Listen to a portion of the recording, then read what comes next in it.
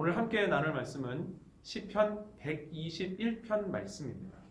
시편 121편 1절로 8절 말씀을 저와 여러분이 한 절씩 교독하고 마지막 절은 함께 읽도록 하겠습니다.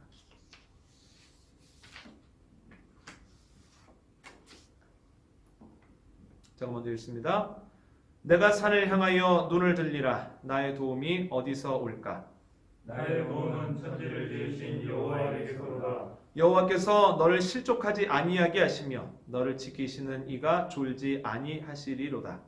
이스라엘을 지키시는 이는 졸지도 아니하시고 주무시지도 아니하시리로다. 여호와는 너를 지키시는 이시라. 여호와께서 내 오른쪽에서 내 그늘이 되시나니 낮에 해가 너를 상하게 하지 아니하며 밤의 달도 너를 해치지 아니하리로다. 여호와께서 너를 지켜 모든 환난을 면하게 하시며 또 내 영혼을 지키시리로다. 여호와께서 너의 출입을 지금부터 영원까지 지키시리로다. 아멘. 누군가에 대해서 애정을 느끼기 시작하면 그 사람과 나 사이에 공통점이 많이 보이기 시작합니다. 일례로 연애를 하면서 이런 생각을 많이 합니다. 우리는 어쩜 이렇게 똑같을까? 그런데 이것은 사실보다는 감정의 근거를 두고 하는 생각입니다. 왜냐하면 결혼을 하고 생활을 하다 보면 공통점 못지않게 차이점이 많다고 하는 것을 알게 됩니다. 친근하기 때문에 공통점이 도드라져 보였다는 뜻입니다. 우리는 종종 이스라엘과 우리나라가 참 많은 공통점을 가지고 있다고 느끼곤 하는데요. 이것은 실제라기보다는 성경을 통해서 반복적으로 접하는 이스라엘에 대한 애정 혹은 이스라엘처럼 되고 싶다라고 하는 바람에 뿌리를 두고 있습니다. 이스라엘과 우리 사이에 공통점이 많이 보이는 이유는 여러 가지가 있겠지만 두 가지만 꼽자면 첫 번째는 모든 나라들이 공통적으로 가지고 있는 보편성 때문입니다. 우리가 자꾸만 이스라엘을 깊이 생각해서 그렇지 이스라엘이 아닌 다른 나라를 계속해서 생각한다면 이스라엘 못지않은 공통점들이 발견이 될 겁니다. 두 번째로 자꾸 비슷하다고 느끼는 이유는 지정학적인 위치가 너무나 비슷하기 때문입니다. 중국은 역사적으로 동양 문명권에서 가장 강력했습니다. 그런데 그와 가장 가까이 있는 나라가 바로 대한민국입니다. 우리는 그들에게 늘 긍정적, 부정적인 영향을 받을 수밖에 없었죠. 역사적으로 보면 중국과 관련된 많은 전쟁을 치렀습니다. 그런데 그뿐만이 아닙니다. 우리 아래로는 지금의 일본이 있었습니다. 그들은 크고 작은 문제를 일으켰죠. 그 중에 가장 큰 것이 임진왜란이었습니다. 우리나라는 중국과 일본이라고 하는 만만치 않은 세력 사이에서 굉장히 많은 어려움을 겪었습니다. 이스라엘이 살고 있는 가나안으로부터 왼쪽에는 애굽이라고 하는 대단한 나라가 있었습니다. 애굽에는 나일강의 범람으로 인한 정말로 풍요로움이 있었습니다. 다른 곳에는 양식이 없을 때에도 애굽에는 먹을 것이 있었습니다. 그래서 아브라함이 기근을 만났을 때에 애굽으로 내려간 이유, 그리고 흉년이 계속되었을 때 야곱이 그의 아들들을 애굽으로 보낸 이유가 바로 여기에 있습니다. 애굽은 지금으로 보아도 무시할 수 없을 만큼의 기술들을 가지고 있었습니다. 나일강이 범람하는 시기를 예상하기 위해서 천문학이, 그리고 나일강이 범람했을 때 피해를 최소화하기 위해서 기하학이 발달해 있었죠. 이스라엘이 거주하는 이 가나안 오른편에는 유프라테스 강과 티그리스 강이 있었습니다. 이 강들 사이에 많은 사람들이 모여들었고 그들은 만만치 않은 나라들을 이루기도 했습니다. 그리고 다른 나라들을 정복하면서 제국으로 커지기도 했죠. 그들의 이름이 성경에 심심치 않게 나오는데 바로 아수르, 바벨론, 바사입니다. 강대국들 사이에서 이스라엘 사람들은 어떤 식으로건 영향을 받을 수밖에 없었습니다. 그들에게 침략을 받고요. 그들에게 조공을 바치기도 했습니다. 양쪽의 세력이 부딪힐 때는 그 사이에서 어떻게 처신해야 할지를 늘 고민했습니다. 대한민국이나 이스라엘이나 강한 나라들 사이에서 상대적으로 약한 그리고 지혜로운 사람들이 경험하고 처신하는 방식은 매우 흡사할 수밖에 없었다라고 하는 거죠. 우리나라만큼이나 아니면 더 나아가 우리나라보다 더 어려운 일들을 이스라엘 사람들을 많이 겪었습니다. 그럼에도 불구하고 이스라엘도 편안함을 경험할 때가 있었습니다. 바로 하나님이 다윗을 왕으로 세우셨을 때, 그리고 그의 아들 솔로몬이 왕위에 있을 때는 형편이 괜찮았습니다. 다윗 이전 사울 왕 때까지는 이스라엘은 주변에 있는 여러 나라들 중 하나인 블레셋도 감당하지 못했습니다. 그런데 하나님이 다윗에게 은혜를 내리셔서 어디를 가든지 이기게 하셨습니다. 블레셋뿐 아니라 모압, 암몬, 에돔과 같은 모든 주변국들이 이스라엘에 굴복을 했습니다. 다윗은 무역에도 재주가 있어서 그가 왕위에 있을 때 이스라엘은 크게 넉넉해졌습니다. 다윗은 왕위에 있는 동안 여부스 사람들의 땅을 빼앗아 수도를 옮겼습니다. 바로 예루살렘입니다. 그는 하나님의 궤를 모셔왔고요. 성전 건축을 위한 모든 재료와 사람들을 준비해 놓았습니다. 그리고 그의 아들 솔로몬은 성전을 건축했습니다. 이스라엘은 전에 누려보지 못한 평안과 풍요를 누렸지요. 오늘 시편은 정확하게 어떤 상황에서 지어졌는지는 알 수 없습니다. 그런데 부제를 보면 성전에 올라가는 노래라고 되어 있습니다. 이미 예루살렘 성전이 존재할 때입니다. 그렇다면 이 시는 솔로몬 때 아니면 최소한 그때처럼 평화로운 때입니다. 사람들은 큰 근심 없이 예배를 위해서 성전으로 올라가고 있습니다. 여러분 광고 시간에 말씀드린 것처럼 오늘은 세 번째로 영상 예배를 드리고 있습니다. 코로나19 때문이지요. 그런데 주일 예배에만 변화가 있는 것은 아닙니다. 새벽 예배와 금요일 저녁의 분이엘 기도회는 사태가 진정된 이후에 재개될 것입니다. 제가 좀 느끼는 것은 일상이 정말로 귀하다는 것.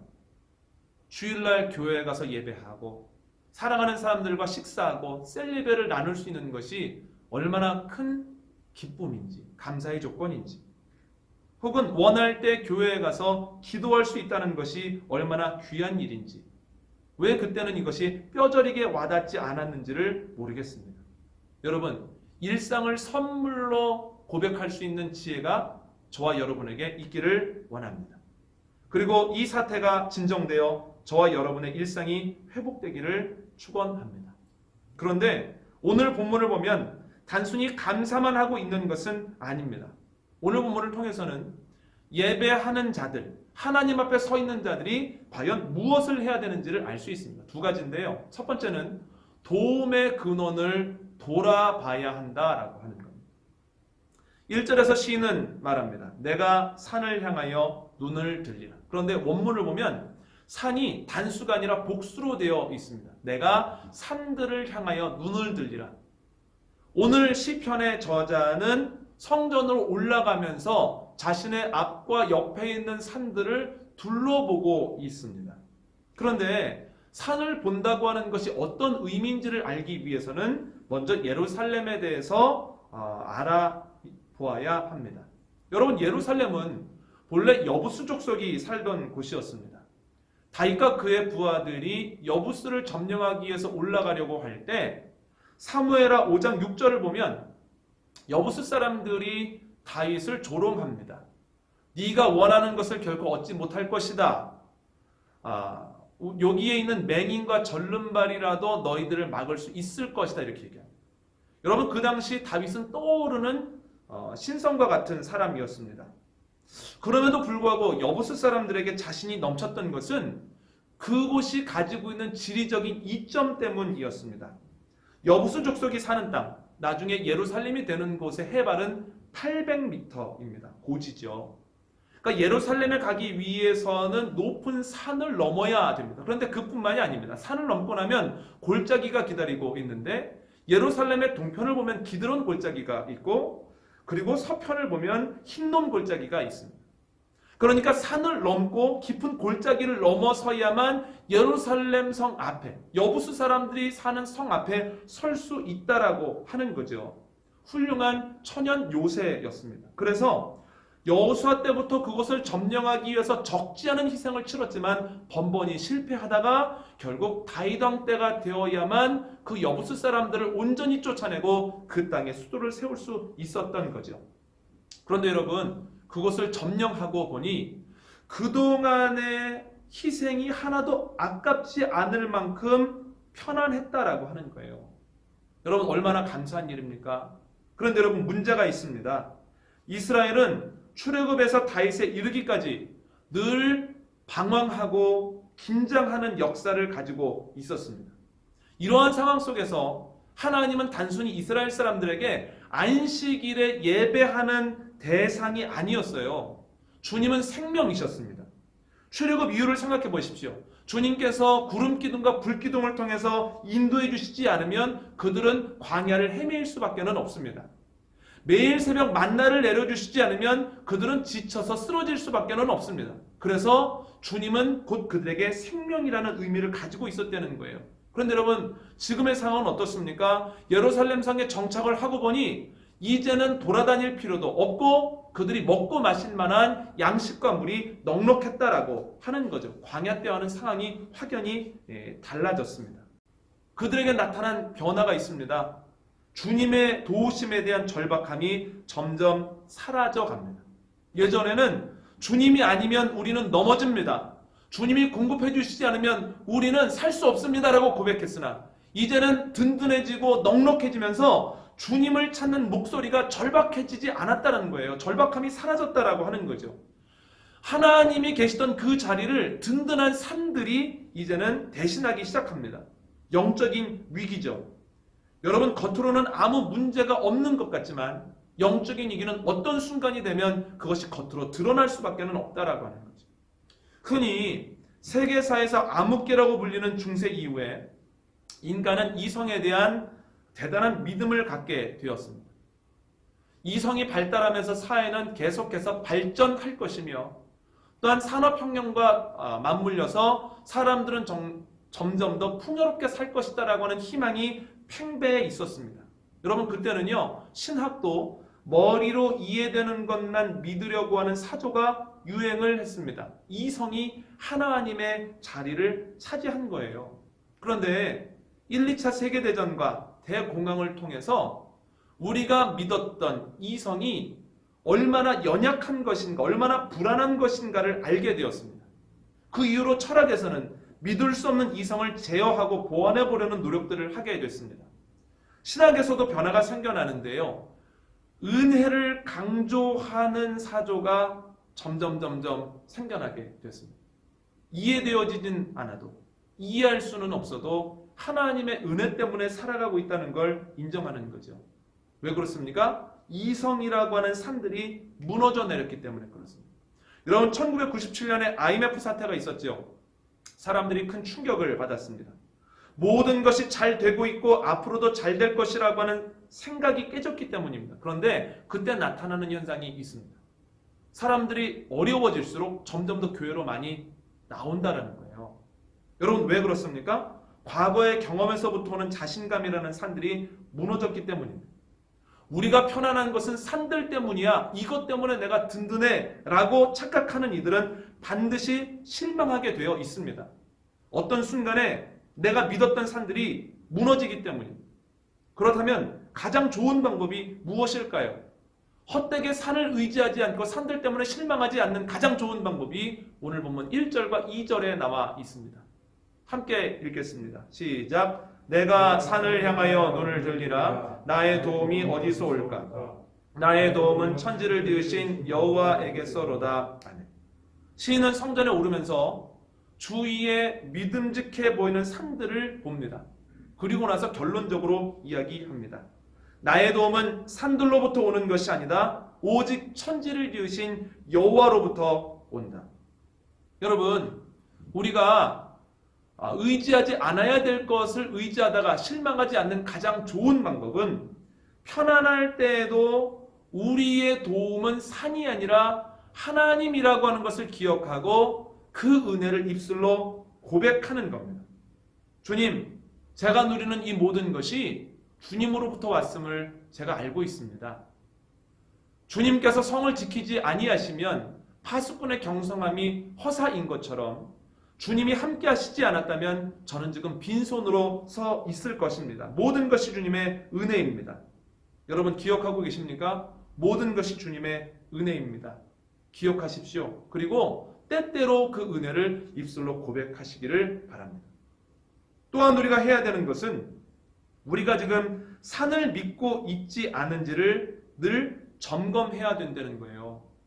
여러분 혹시 물질이, 학력이, 경력이, 관계가 혹은 어떤 사람이나 어떤 공동체가 여러분들을 지키고 있다고 생각하고 계시지는 않는지 한번 점검해 보시기를 바랍니다. 나는 물질 때문에 문제없어. 나는 이런 아는 사람들과 네트워크가 있기 때문에 나는 흔들리지 않을 거야. 혹 이렇게 생각하고 계시지는 않습니까? 혹시 하나님의 자리에 다른 산들이 자리 잡고 있는 것은 아닙니까? 예배 시간에 한번 점검해 보시기를 바랍니다. 그런데 여러분 개인뿐만이 아닙니다. 교회도 산으로 삼고 있는 것을 점검해 봐야 됩니다. 내가 산으로 삼고 있는 것은 없는가? 오늘 오전에 인터넷으로 존경하는 목사님의 설교를 듣는데 이런 말씀을 하시더군요. 저희 교회는 저 없어도 어떤 문제도 없습니다. 그런데 저는 그분의 말이 이렇게 들렸습니다. 여러분, 저는 교회가 믿을 만한 산이 될 수도 없고 산이 되어서도 안 됩니다. 리더분들은 내가 아니라 내 뒤에 있는 하나님을 바라보시기를 바랍니다. 여러분, 그분은 자신이 믿을 만한 산이 아님을 알려주기 위해서 설교 중에 실패했던 경험들, 본인이 눈물을 흘리면서 살았던 시기들에 대한 언급을 종종 하십니다. 참 놀라운 것은 본인이 산이 아님을 기억시키기 위해서 말씀하심에도 불구하고 사람들이 그 개인에게 집중할 때가 많다는 거예요. 그분은 본인이 산이 되어서는 안 되기에 사람들을 자꾸만 다른 교회로 파송하려고 합니다. 그런데 오히려 사람들은 색안경을 쓰고서 바라볼 때가 있습니다. 무슨 의도가 있는 거 아니야? 이렇게 생각할 때도 있고 다른 사람들은 마땅히 나가야 되지만 나는 아니야 라고 느낄 때도 많은 것 같습니다. 여러분 그분이 얼마나 답답하실까? 나는 산이 아닌데 내가 산이 되어서는 안 되는데 그런 생각을 해봅니다. 여러분 제가 누차 말씀드리듯이 성경에는 위대한 신앙의 선배들이 나오지만 그러나 그들 중에 완벽한 이는 없습니다. 아브라함도 모세도 다윗도 연약한 사람일 뿐입니다. 그리고 성경은 그들이 했던 실수를 그대로 기록하고 있습니다. 왜냐하면 그들이 성경의 주인공이 아니기 때문입니다. 성경의 주인공은 그들을 끝까지 기다려주시고 약함에도 불구하고 죄성이 해결되지 않았음에도 불구하고 결국은 그들을 통해서 일하시는 하나님께서 주인공이시기 때문에 그렇습니다. 그러니까 성경은 분명히 이야기합니다. 사람은 믿을 만한 산이 아니라는 거예요. 우리가 도움을 받고 우리가 든든히 여길 분은 누구입니까? 오로지 여호와 하나님밖에는 없다라고 하는 거죠. 어떤 교회가 부흥성장을 하면 그 교회가 어떤 프로그램을 했는지를 살펴서 그 프로그램이 삽시간에 유행하기 시작합니다. 여러분 물어보고 싶습니다. 우리가 어떤 프로그램을 산으로 여기고 있지는 않는가? 우리는 늘 그런 위험성을 경계해야 된다라고 하는 거죠. 여러분 저희가 작년에 교회 이전을 했는데요. 저를 아끼시는 분들 중에 몇몇이 입지가 중요하다는 말씀을 해주셨습니다. 근데 이런 말씀을 하시더군요. 가장 좋은 장소는 새로 단지가 생기거나 도시가 생겨나는 거기에 개척을 해야 된다. 근데 만약에 상황이 그렇게 안 된다면 잘 보이기도 하고 사람들이 들어올 만한 장소에 새롭게 교회를 이동해야 되는데 지금 있는 장소는 사람들이 그냥 지나치는 장소이기 때문에 안 좋은 곳이다 이런 얘기를 하더군요. 그런데 여러분 감사한 것은 그런 이야기를 해주셨던 분들만 있는 것은 아닙니다. 어떤 분들은 이렇게도 얘기해 주셨습니다. 이 목사님 기도하면 하나님이 예비하신 곳을 보게 하실 겁니다. 그때까지 기도하면서 기다리셨으면 좋겠습니다. 여러분 우리 교회도 점검해 봐야 됩니다. 우리의 도움이 누구입니까? 목회자, 프로그램 혹은 특수한 상황이 우리의 도움입니까? 아니면 천지를 지으신 여호와 하나님입니까? 우리가 헛된 기대를 하고 헛된 실망을 하지 않기 위해서는 우리가 든든히 여기는 도움이 누구인지를 점검해 봐야 된다라고 하는 거예요. 그런데 여러분, 만약에 지금 어려움을 겪고 있다면 우리가 해야 되는 것은 무엇입니까? 제가 종종 말씀드리는 것처럼 우리가 바라보는 것, 우리의 시선은 감정이 되고 감정은 행동이 됩니다. 민수기 14장을 보십시오. 똑같은 것을 보고 왔는데 여호수아와 갈렙은 하나님께 시선을 둡니다. 그랬더니 담대해지고 올라가자고 합니다. 그런데 나머지 10명은 하나님의 약속이 아니라 가나안 사람들을 바라봅니다. 두려워서 돌아가자고 합니다. 시선이 감정이 되고 행동이 되죠. 마태복음 14장을 보십시오. 예수님을 바라볼 때는 베드로가 물 위를 걸을 수 있었으나 그러나 예수님이 아닌 바람을 바라보게 되었을 때 두려움을 느껴서 그가 물결에 빠지게 되었다라고 하는 거죠. 여러분, 코로나19 사태를 맞이하면서 우리들의 시선을 한번 점검해 봐야 됩니다. 가장 먼저 바이러스 혹은 이로 인해 확진을 받은 사람들에게 시선을 둘 수 있습니다. 여러분, 물론 둬야죠. 그러나 여러분, 여기에만 시선을 두고 우리의 시선이 여기에만 고정이 되어 있으면 우리는 두려움이라는 감정을 느낄 수밖에 없고 계속해서 위축될 수밖에 없다는 거예요. 또한 이와 관련된 사람에게 시선을 둘 수 있습니다. 확산에 가장 큰 책임을 둔 사람이 누구야? 왜 이런 결정을 한 거야? 하면서 사람에게 시선을 고정시킬 수 있죠. 물론 알아야죠. 그러나 시선이 여기에만 고정되어 있을 때 느끼는 감정은 분노입니다. 여러분, 저는 하나님이 우리에게 주신 시간을 분노하면서 지낸다라고 하는 것이 얼마나 아까운 일인지 모르겠습니다. 그렇다면 우리가 어디에 시선을 둬야 되겠습니까? 천지를 지으신 하나님께 두어야겠습니다.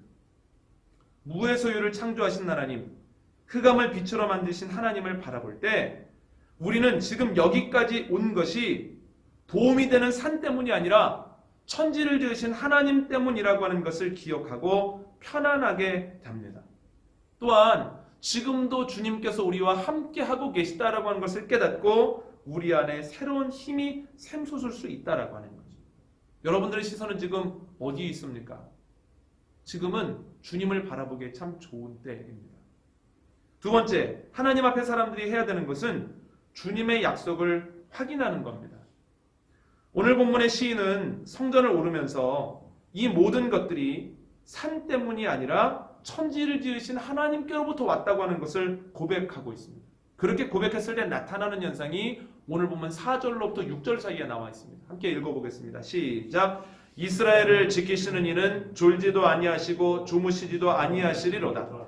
여호와는 너를 지키시는 이시라. 여호와께서 내 오른쪽에서 내 그늘이 되시나니 낮에 해가 너를 상하게 하지 아니하며 밤의 달도 너를 해치지 아니하리로다. 아멘. 주님께 집중할 때 주님이 그들에게 가지고 계신 계획과 그들에게 주셨던 약속이 더욱 또렷해진다는 거예요. 주님이 뭐라고 약속하십니까? 나는 졸지도 않고 자지도 않는다. 그러나 나는 내 우편에 그늘이 되어서 너를 지킬 것이다. 낮에 해가 너를 상하게 하지 못하고 밤의 달도 너를 해치지 않을 것이다. 주님의 약속이죠.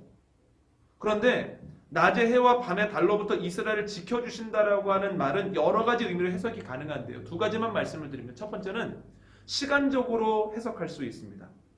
하나님께서는 이스라엘 사람들이 출애굽해서 가나안으로 가는 동안 낮에는 구름 기둥으로 밤에는 불 기둥으로 인도하셨습니다. 두 기둥은 이스라엘 사람들에게 인도자가 되었을 뿐만이 아니라 보호의 기능도 가지고 있었습니다. 이스라엘은 매우 건조한 날씨입니다. 그래서 그늘에만 들어가면 시원합니다. 그런데 여러분, 광야에서 어떻게 그늘을 찾겠습니까?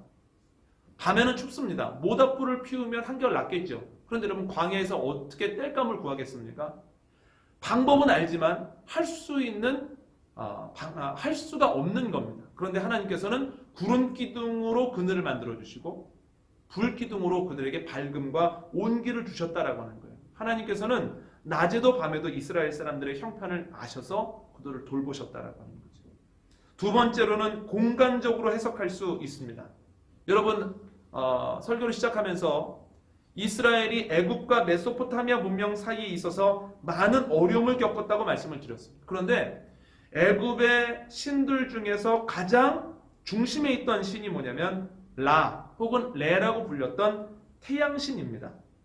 반대편에 있는 메소포타미아에도 많은 신이 있었는데요.